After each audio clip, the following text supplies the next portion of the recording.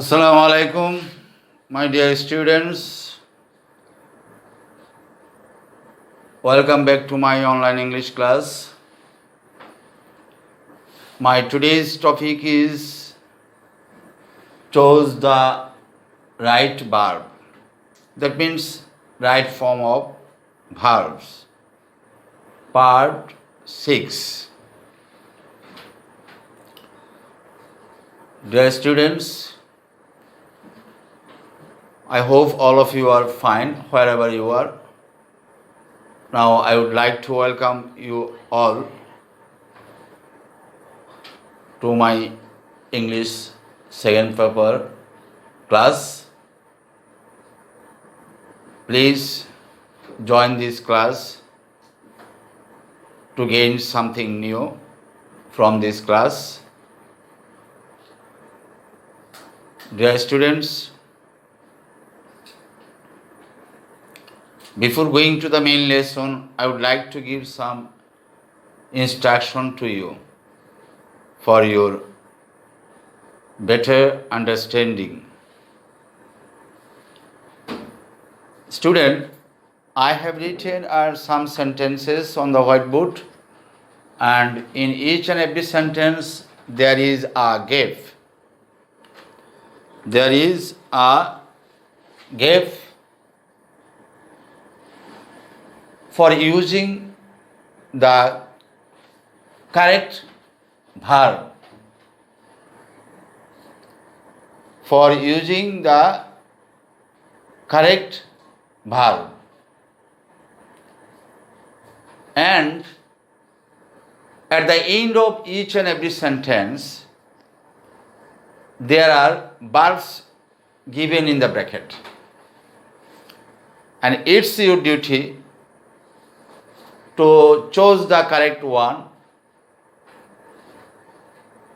from the verbs given at the end of the sentence. Okay?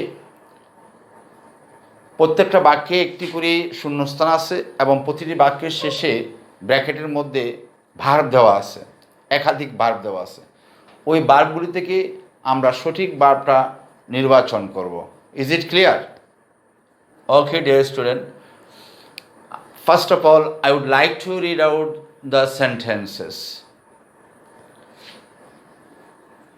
You should not dash spoken so harshly, in bracket, have oblique hate.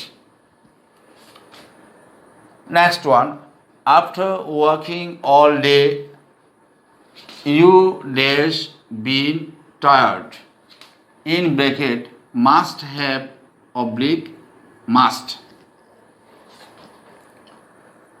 Next, Arif dash drink Coca-Cola, but he does now, in bracket, did not use to, oblique used to. Next, which of the following are semi-modals? Which of the following are semi-modals? নিচের কোনটি semi modal, কোনগুলো semi modal সেটা শনাক্ত করতে হবে। In bracket need comma dare, oblique must comma should.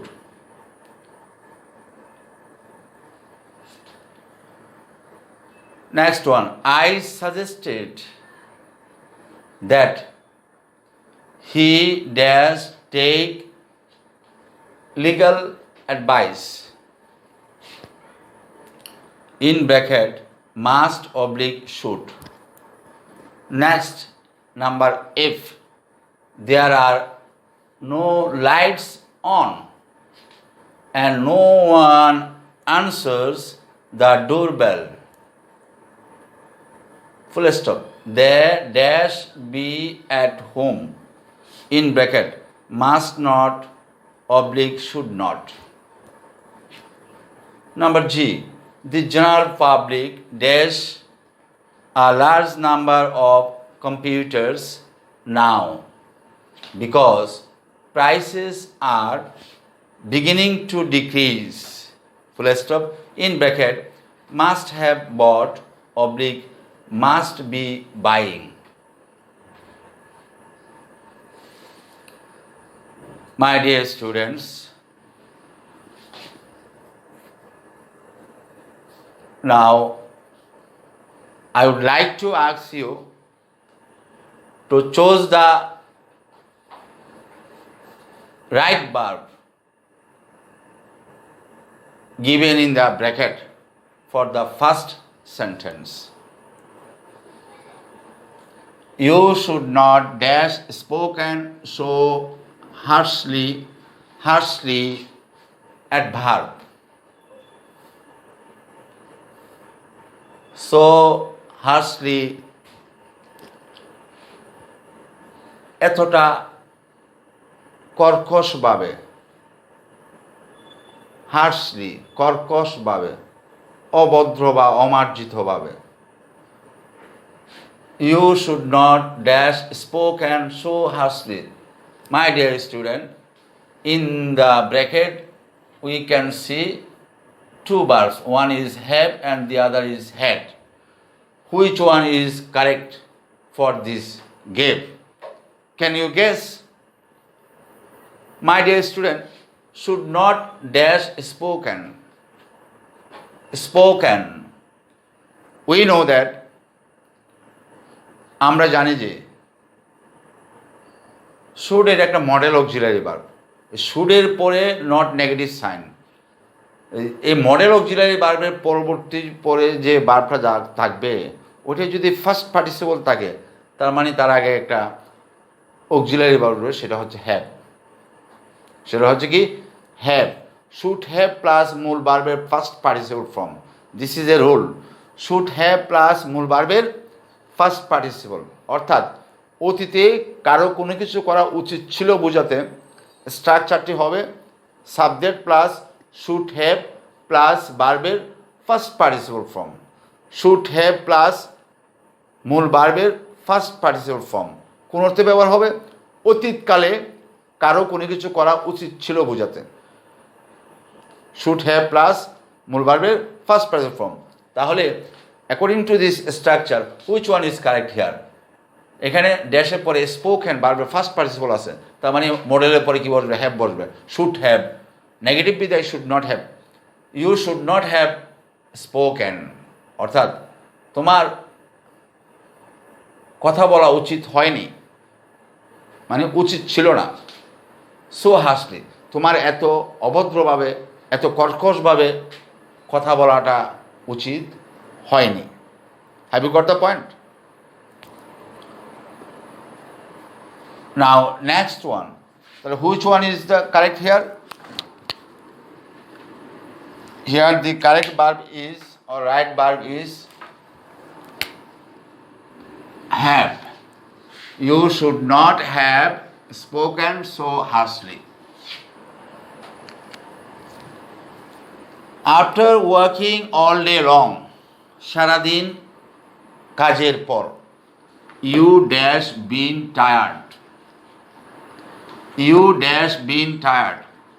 ড্যাশের পরে been আছে, দ্যাট মিনস বিনটা ফার্স্ট পার্টিসিপল। পাস্ট পার্টিসিপলের আগে সরাসরি মাস্ট হতে পারে না, কারণ মাস্টের পরে কি হবে? ভার্বের বেস ফর্ম হবে। সো এখানে must is not appropriate. I would like to explain it in another way for your better understanding. কোনো অবস্থা দর্শনে আমরা যদি কোনো সিদ্ধান্তে উপনীত হই, তাহলে ওই বাক্যটা হবে subject plus must have plus মূল ভার্বের first participle. Suppose I would like to give an example. ঘুম থেকে ওঠার পর, সকালবেলা ভোরে ঘুম থেকে ওঠার পর দরজা খুলে বাইরে যখন গেলাম, দেখলাম যে বাড়ির আঙ্গিনা রাস্তাঘাট সবই ভিজা। তখন ওই ব্যক্তি কি মনে করবে? কেউ পানি ঢেলে দিচ্ছে এরকম মনে করবে রাস্তাঘাটে, নাকি নিশ্চয়ই রাত্রে বৃষ্টি হয়েছে এটা বলবে? কারণ অবস্থা দর্শনে বলতেছে যে রাত্রে কি হয়েছে? বৃষ্টি হয়েছে। তো সারাদিন কাজের পর একজন মানুষ ক্লান্ত হয়েছে, তো কাজের পর এটাও অবস্থা দর্শনে বাস্তবতা, বাস্তবতার নিরিখিত বলা হচ্ছে, অনুমান করে না যে সারাদিন কাজের পর একজন মানুষ কি হবে? ক্লান্ত হবে। এটা স্বাভাবিক। রাত্রে ঘুম থেকে ওঠার পরে কেউ যদি বাইরে গিয়ে দেখে উঠোন ভিজে, রাস্তাঘাট ভিজে, তাহলে সে অবশ্যই ভাববে যে নিশ্চয়ই রাত্রে কি হয়েছে? বৃষ্টি হয়েছে। তো এইরকম বাক্যের মানে বৃষ্টি হয়ে গেছে আগে, এখন আমি কি করতেছি? অবস্থা দর্শনে বলতেছি। এইরকম বাক্যের গঠনটা হয় subject plus must have plus ভার্বের ফার্স্ট পার্টিসিপল ফর্ম। কোনো একটি ঘটনা ঘটে গেছে, সেটা আমি কিভাবে বুঝলাম? অবস্থা দর্শনে। অবস্থা দর্শন করে আমি বুঝলাম, এখন বুঝলাম যে যে আগে এই ঘটনাটা ঘটেছে, এটার স্বাক্ষর রয়ে গেছে, চিহ্ন রয়ে গেছে। তাহলে সারাদিন কাজের পর একজন মানুষ ক্লান্ত হবে, এটা স্বাভাবিক। তাহলে আমরা কি কি বলবো? মাস্ট হ্যাভ বলবো না শুধু মাস্ট বলবো? অবশ্যই মাস্ট হ্যাভ বলবো, তাই না? তাহলে এখানে কোনটা কারেক্ট হবে? Must have. After working all day, সারাদিন কাজের পর, you must have been tired, তুমি নিশ্চয়ই ক্লান্ত হয়েছো।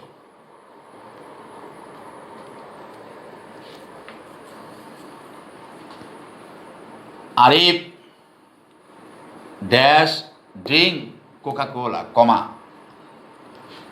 Arif subject dash drink, drink main verb. Arif dash drink Coca Cola, but he does now, but he does now, তার মানে কিন্তু সে এখন করে। তার মানে এখানে দুটো অংশ আছে। বাট দ্বারা দ্বিতীয় অংশ বলছে যে হি ডাজ নাও, হি মানে Arif, Arif, but he does now, কিন্তু সে এখন করে। করে মানে সে ড্রিঙ্ক করে। কি ড্রিঙ্ক করে? Coca Cola. কিন্তু সে এখন কোকা কোলা কি করে? পান করে। তার মানে কি? কিন্তুর পরে আছে হাবুদুক, মানে কি? কিন্তু সে এখন করে, করে মানে সে কোকা কোলা পান করে। তার মানে আগে কি করতো না, আগে সে করতো না। অর্থাৎ সাপোজ আরিফের বয়স এখন 30, এখন সে কোকা কোলা পান করে, কিন্তু সে তার স্কুল জীবনে, কলেজ জীবনে বা ইউনিভার্সিটি জীবনে, মানে তার অতীত জীবনে সে এই কাজটা করতো না।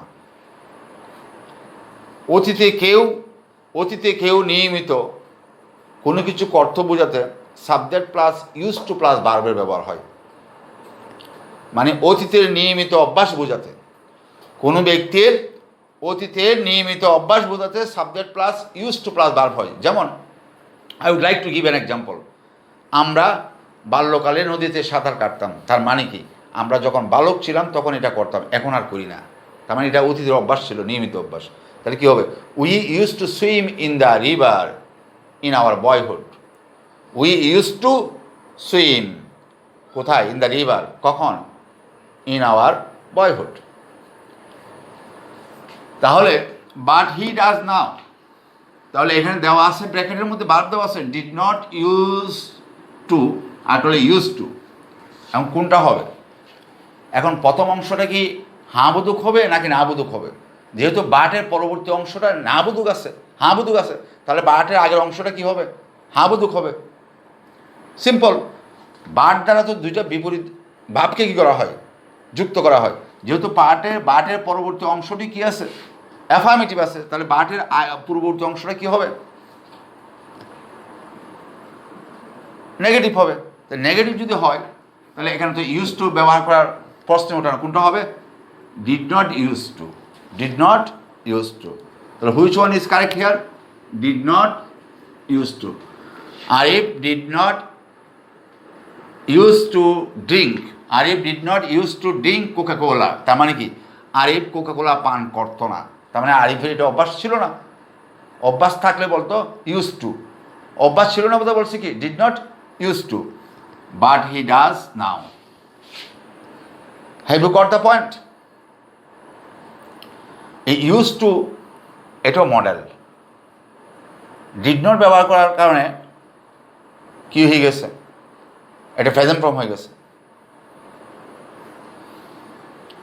Which of the following are semi modals, নিচের কোনগুলো সেমি মডেল? একটি হলো মডেল আর একটা হলো কি সেমি মডেল। নিড, ডেয়ার, এখানে দুইটা গ্রুপ আছে, প্রতিটা গ্রুপে দুটো করে মডেল আছে।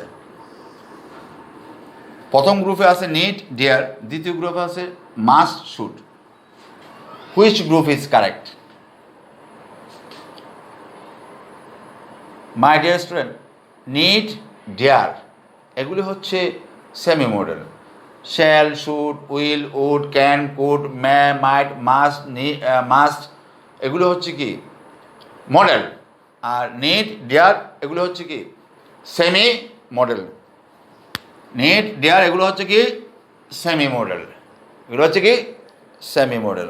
ওকে dear student, I suggested, suggest, do you know the meaning of the word suggest? প্রস্তাব করা,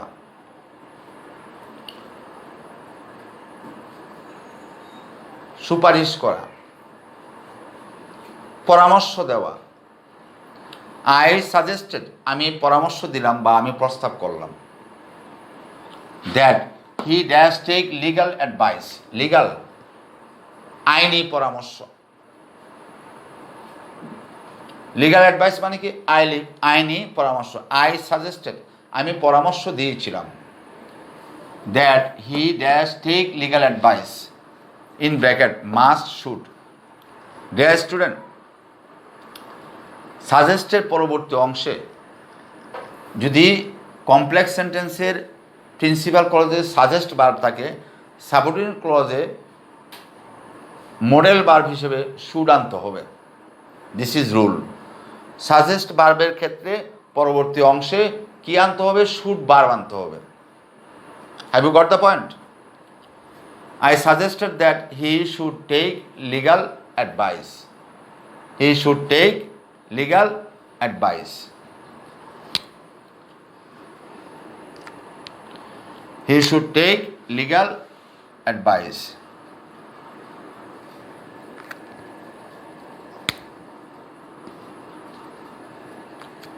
Next one. Dear student, guess the next one. Try to do the next one.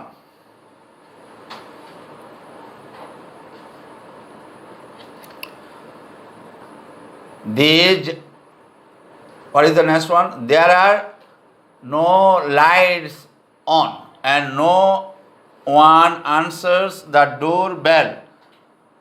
They dash be at home. In bracket must not, oblique should not.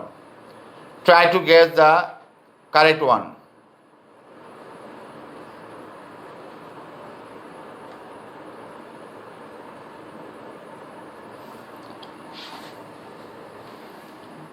There are no lights on, কোনো বাতি জ্বালানো নেই। And no one answers, এবং কেউ জবাব দিচ্ছে না, এবং কেউ জবাব দিচ্ছে না কিসের? The door bell. আমরা জানি শহরের বাসাবাড়িতে একটি কি থাকে? ডোর বেল থাকে। আগন্তুকরা বা বাহিরে, ওই বাসার কেউ বাহিরে গেলে আসলে আবার কি করে? ডোর বেলে রিং করে। তো ডোর বেল বাজায় যেন বাহির থেকে, ভিতর থেকে কি দেয়? জবাব দেয় যে সামওয়ান ইজ কলিং, কেউ ডাকতেছে, তাই না? তোমার বাসার সামনে যখন কেউ আইসা ডোর বেল চাপবে, তাহলে বাসার ভিতর থেকে তো অবশ্যই জবাব দিবে। আর যদি জবাব না দেয়, তাহলে বাহিরে যিনি আসে তিনি মনে করবেন যে কি ভিতরে কোনো বাতিও জ্বালানো নেই, আবার দরজায় এই কলিং বেলও বাজাচ্ছি কিন্তু ভিতর থেকে কোনো জবাব আসতেছে না। তার মানে কি? অবশ্যই ভিতরে কেউ নেই। অবস্থা দর্শন, কিছুক্ষণ আগে বলে গেছি। কোনো অবস্থা দর্শনে আমরা যে সিদ্ধান্তে উপনীত হই সেটাকে কিভাবে করি? সাবজেক্ট প্লাস মাস্ট হ্যাভ, তাই না? কিন্তু এখানে দেখো, অতীতের অবস্থা দর্শন না, অতীতে কোনো অর্গানাইজ এরকম না। বর্তমান অবস্থা দর্শনে বর্তমানের একটা সিদ্ধান্তে পৌঁছব। অতীতে একটা ঘটনা ঘটেছিল এরকম না, বর্তমানে একটা হলো যে রাস্তাঘাটে ভিজা দেখছিলাম, ঘুম থেকে উঠে এই জন্য ভাবছি যে গত রাত্রে কী হয়েছে, বৃষ্টি হয়েছে, আর এখন কলিং বেল টিপতেছি, কেউ জবাব দিচ্ছে না, তার মানে বাসার ভিতরে কেউ আসে কি নাই বর্তমানে। তা বর্তমানের কথা, সুতরাং এখানে মাস্ট হ্যাভ আসবে না, আসবে কি মাস্ট। কি আসবে? মাস্ট। তাহলে কোনটা হবে? They must be at home, আর they must not be at home, না they should not be at home, কোনটা হবে? অবস্থা দর্শনে কোনটা হবে? Must not.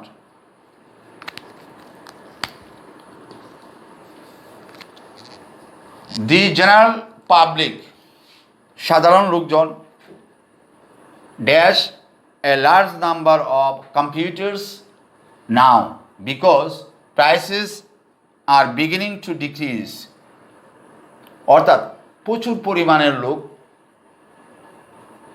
The general public, সাধারণ জনগণ, dash a large number of computers, প্রচুর পরিমাণের কম্পিউটার, নাও এখন, because prices are beginning to decrease, কেননা মূল্য কমতে শুরু করেছে। Must have bought, must be buying.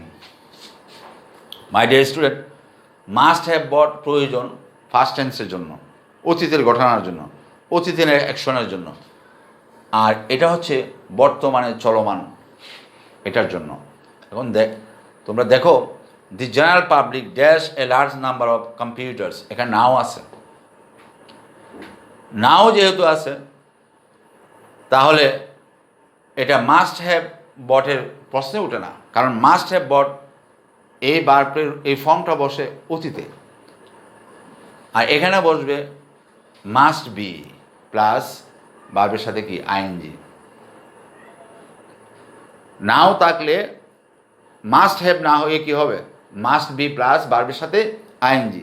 কোনো বাক্যে যদি নাও থাকে তাহলে ওই বাক্যের ভার্ব মাস্ট হ্যাভ প্লাস মূল ভার্বের ফার্স্ট পার্টিসিপল না হয়ে কী হবে? মাস্ট বি প্লাস ভার্বের সাথে কি আইএনজি।